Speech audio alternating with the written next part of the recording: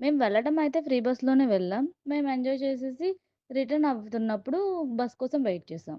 అయితే మేము almost 1 hour wait చేసాం. అప్పటికి బస్ రాలేదు. 1 అవర్ తర్వాత ఒక బస్సొచ్చింది. బస్ రాగానే ఆటోమేటిక్‌గా క్రౌడ్ అంతా ఫిల్ అవుతారు. అలాగే మేము ఒక బస్ క్యాచ్ చేసి ఆ బస్ ఎక్కాం. ఆ బస్ ఎక్కడి నుంచి అంటే ఆహ్, అపు అదేముంది నార్మల్ విషయమే కదా! అందరూ ఫ్రీ బస్‌లోనే కదా ఎళ్తున్నారు. నువ్వేం చెప్పాలనుకుంటున్నావు అనుకుంటున్నారా? మేము వెళ్ళడం అయితే ఫ్రీ బస్‌లోనే వెళ్ళాం. మేము ఎంజాయ్ చేసేసి రిటర్న్ అవుతున్నప్పుడు బస్ కోసం వెయిట్ చేసాం. అయితే మేము ఆల్‌మోస్ట్ 1 అవర్ వెయిట్ చేసాం. అప్పటికి బస్ రాలేదు. 1 అవర్ తర్వాత ఒక బస్సొచ్చింది.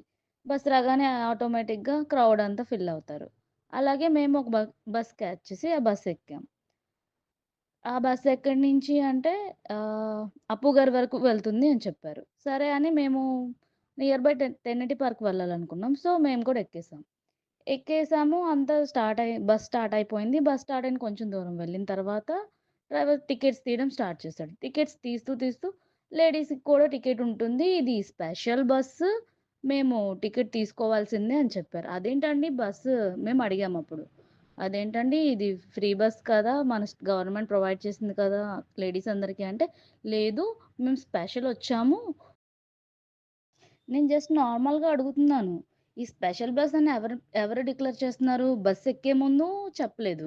బస్ ఎక్కిన తర్వాత అది కూడా కొంచెం దూరం వెళ్ళిపోయిన తర్వాత ఇది ఫ్రీ బస్ కాదు, స్పెషల్ బస్సు టికెట్ తీసుకోవాలి అని చెప్పారు.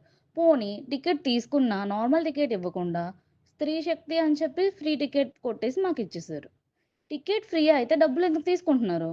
ఇలాగా ఎన్ని బస్సుల్లో జరుగుతుందో మాకు తెలీదు మరి. మేమైతే నిన్న ట్రావెల్ చేసాం కాబట్టి నాకు తెలిసింది.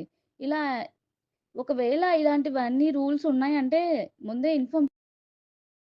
ఇదిప్పుడు నేనెవరిని తప్పుపడడానికి చెప్పట్లేదు. జస్ట్ ఒక క్లారిటీ అండ్ ట్రాన్స్‌పరెన్సీ కోసమే ఈ ఈ విషయం నేను